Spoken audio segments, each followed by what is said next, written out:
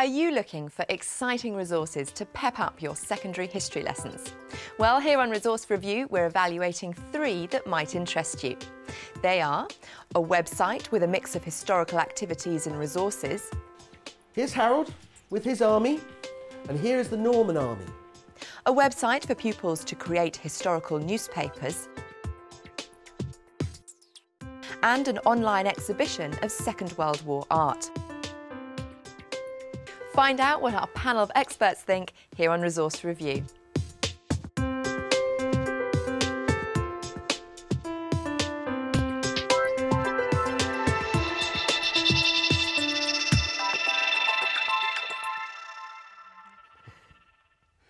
Joining me to recommend today's resources is history teacher and author Ben Walsh. On the panel today we have Colin Hinson. Colin is a freelance educational writer. And we also have history teacher and deputy head of Allerton High, Heather Scott. Heather is chair of the secondary committee of the Historical Association. Welcome to you all. Thanks very much for coming. So, Ben, let's look at your first resource, which is a website called Burnt Cakes. But this is a website with a difference, as I understand it. Can you explain it to us? It is very simply a collection of good ideas, interesting resources, some of which you pay for, some of which are free. It also contains reviews. It's really aimed at a community of teachers who visit it on a regular basis, and I think that's how you get the best use out of it. And what is it about it that you particularly like? I think I actually like the quirky and random nature of it. The fact is that if you want to see a review of a new textbook, for instance, by another teacher, there's a pretty good chance you'll find a review there for the sort of daily grind, if you like, as well. OK. We visited Alderman Blackshill School in Colchester, where teacher Michael Firth had opted to try one of the packages that you can buy from Burnt Cakes. That is going to change the course of history in this country. The resource I was using today seemed to fit in well with what we're doing at the present time, which was teaching about the Norman Conquest. This afternoon's lesson is about bias in history. So what do we know about bias? Anybody? The website is called Burnt Cakes, and we found it on the internet. My colleague and I went through it, looked at it.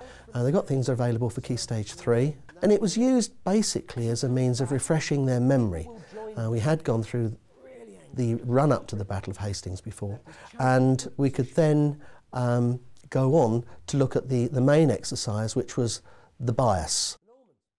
The pupils had a worksheet which they filled in what happened during each hour from either an English or Norman viewpoint to show how each side would have recorded this. Are you going to be Normans or are you going to be English? Some people would say Saxons, but we'll use the term. It didn't give too much information. It allowed them to draw on what they'd learnt before, and it also allowed them to put their own ideas in, their own opinions of how things were going. Try to use strong adjectives such as mighty, heroic, masterful. Turn your opinions, your ideas into... The pupils did like it. They were talking about it afterwards, which I think is a very good sign. This resource does fit in with the new curriculum, and we will look at it again as a department.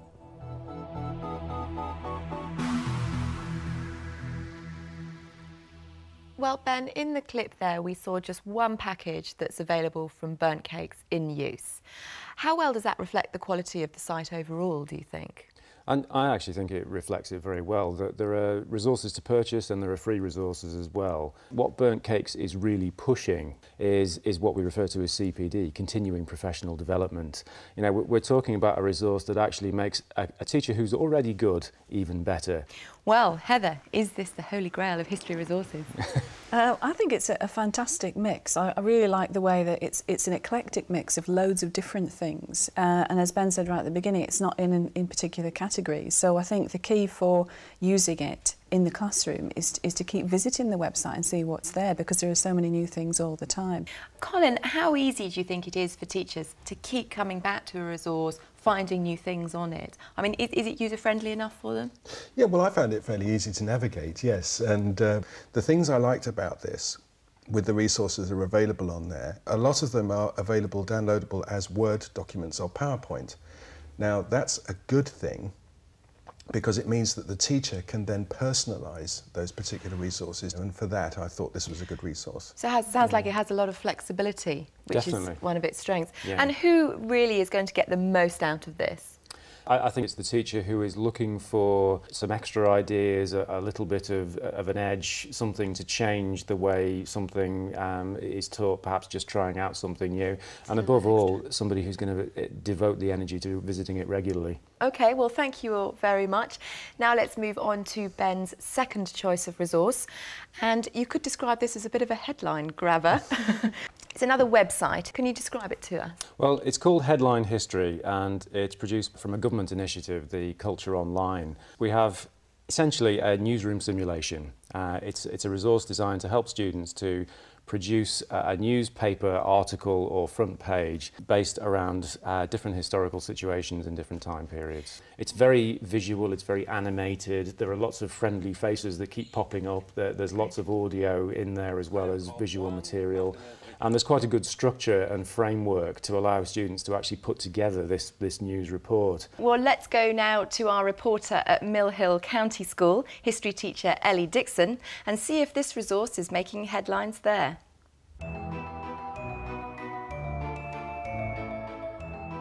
The package I've been looking at is the Headline History website. It enables pupils to write news copy. It covers the Roman era, the Tudor era, the Victorian era and World War II. Hello there, I'm Florence Nightingale. You may know me as the lady with the lamp. The main way students would access information, facts and opinions to put in an article is using the video playback interviews. We are in a very different position. And they're fantastic because you actually see historical characters coming to life on the screen, and all of that is based upon primary source material as well. They then use those interviews and shape quotes to build their own stories. I'm Sir Francis Drake. Ideally, I would use a package with students each having their own monitor and being able to work independently of the class. It could also be used, I think, using an interactive whiteboard, and I can see real scope for using the programme to develop an article as a whole class. It's absolutely excellent in terms of getting pupils to select relevant material and to actually work that material into their own piece of writing. Beyond that, it's a brilliant way of exposing students to bias in writing and interpretations of the past as well. It's quite difficult to navigate around. That can actually distract from the history. But I think with an orientation lesson, once you'd actually given pupils the chance to play around with it, I think they would be able to use it independently perfectly well. One thing before we discuss with the panel, Ellie hinted that navigation wasn't particularly easy, and I felt that with these sort of heads popping up, the site didn't seem to take itself too seriously, and I wondered whether that was really appropriate for secondary history. It's a weakness in the navigation issue, I think. That it is a little bit too busy in many respects. Having said that, it's not coming from a strictly educational stable, and I think that one of the aims lying behind it from Culture Online was that students might actually play about with this in their own time at home as well. Well, panel, what do you think? Colin first. I really enjoyed playing with this. I mean, when I first came to it, the instant thought that popped into my head was, this is Key Stage 2. And it follows the scheme of work for Key Stage 2. But then I sort of got beyond that, if you like, and decided that wasn't much of a problem, because for me, with Key Stage 3 pupils, what this is really good for is historical skills. You know, it's not so much to do with the content, but actually what you do with the content. And so, you know, I felt that it was a really, really useful resource in the secondary classroom. The other thing I really liked about it was that it involved many pupils in the creation of that newspaper. So you had an editor and a senior reporter, a picture researcher, everyone took on a different role, and that means that nobody is excluded. And I thought that was a great thing about this resource. Positive review from Colin there. Heather, what about you? I thought it was fantastic. I loved it. Like Colin, I thought, well, this is Key Stage 2, but I think there's huge crossover for Key Stage 3, and I'd take Ben's point, I used it with older groups. I think it's exactly the right sort of resource. I do think the navigation was difficult, though. I think you'd have to spend, particularly if you were using it at Key Stage 2, you'd have to spend some time on training the students as to how to use the technology. And given that the Key Stage 2 history is so restricted in time, that there might not be... Yeah, that's a bit of a drawback. So you definitely all like the way the resource works. Is the content really well researched? Can you rely on all of the kind of personal testimonies? Are they correct historically? I certainly didn't find anything that had me sort of screaming and shouting.